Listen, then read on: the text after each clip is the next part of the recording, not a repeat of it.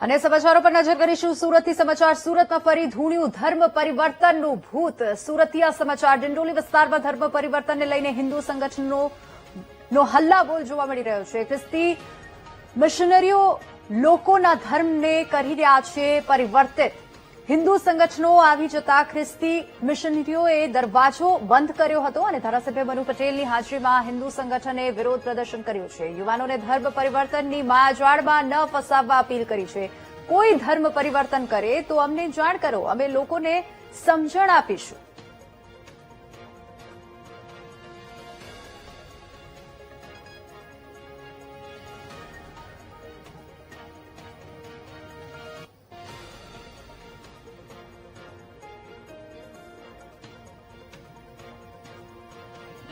धर्म परिवर्तन करा रही हो तुम। धर्म नहीं हटेंगे। धर्म परिवर्तन हो रहा है यहाँ पे। नहीं, धर्म परिवर्तन हो रहा है यहाँ पे। कोई बात नहीं, आने दो पुलिस को। हाँ, आने दीजिए, कोई दिक्कत यहाँ पे आप लोग धर्म परिवर्तन कर रहे हो। नहीं तो हमको कैसे पता चला? हमको कैसे पता चला? हमको कैसे पता चला? हम ऐसे आ जाएंगे, हम ऐसे आ जाएंगे, धीरे धीरे लिमिट में बात करो। आवाज ले लिया उससे तेज है। वो काका बोले मेरे को लिमिट में बात करो, लिमिट में बात करो।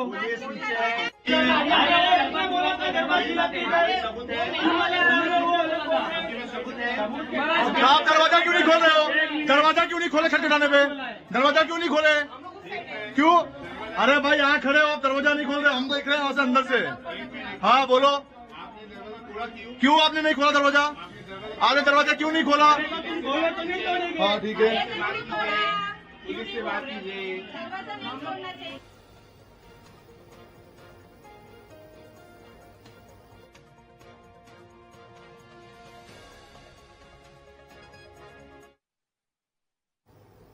ડિંડોલી ખાતે રાજમહેલ મોલની અંદર છેલ્લા 3-4 મહિનાથી આ લોકો ધર્મ પરિવર્તન માટે પોતાની એક નાનકડી ઓફિસ કોઈની પાસે લીધી હતી બીજા કામ બીજું બતાવીને કામ આ લોકોએ ઓફિસ રાખી અને એમાં ધર્મ પરિવર્તનની વાતો કરતા હતા અને લોકોને છેતરી ફોસલાવીને ધર્મ પરિવર્તનની દિશામાં લઈ જતા હતા એ લોકોએ કેટલાકને ધર્મ પરિવર્તન કરાવ્યું છે એ બી અમારી પાસે હજુ આવ્યું નથી પણ સ્થળ ઉપર મોજૂદા સ્થળ ઉપર ગઈકાલે અમને એમાંના 3 માણસો અને સાથે સાથે ધર્મ પરિવર્તન જેને કરાવતા હતા એવા 5 આપણા હિન્દુ સંસ્કૃતિના છોકરાઓને અમે પકડ્યા છે અને રંગે હાથે ત્યાં પકડીને અમે પોલીસ સ્ટેશન લઈ ગયા છે અને પોલીસ સ્ટેશન લઈ ગયા પછી એ લોકોની સાથે ચર્ચા કરતા એ લોકો ફક્ત ને ફક્ત બહારની જે ખ્રિસ્તી મિશનરી છે એ લોકોને જે પૈસા પ્રોવાઈડ કરે છે કે જે ધન પ્રોવાઈડ કરે છે એ ધન પ્રોવાઈડના લાલચમાં એ લોકો આપણા હિન્દુના છોકરાઓને ધર્મ પરિવર્તન કરાવી રહ્યા છે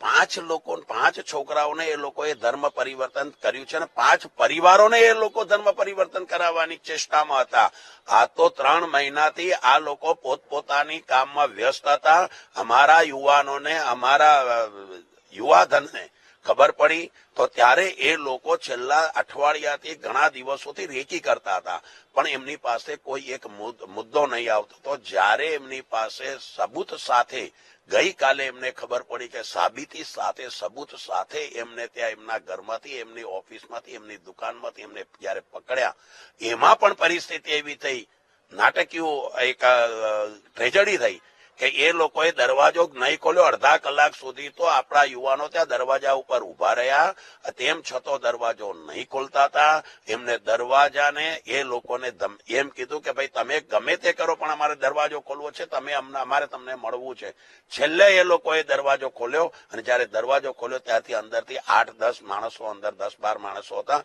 એમાં 5 માણસોને આ લોકો પકડી શક્યા એમની સાથે સાથે 3 માણસો એ પાસ્ટર અને એ લોકોના 3 માણસોને લીધા અને બાકીના માણસો ત્યાંથી શાંતિથી નીકળી ગયા એવા 3-4 માણસો તો ત્યાંથી નીકળી ગયા પરંતુ આ રાષ્ટ્ર માટે બહુ ખરાબ વસ્તુ છે કે આપણી સંસ્કૃતિ આપણી આર્ય સંસ્કૃતિને આપણી સનાતન સંસ્કૃતિને દોડવાનો જે પ્રયાસ કરી રહ્યા છે આવા તત્વો જે એવા તત્વોને ઝેર કરવા જોઈએ અને અમને ત્યાં ડિંડોલી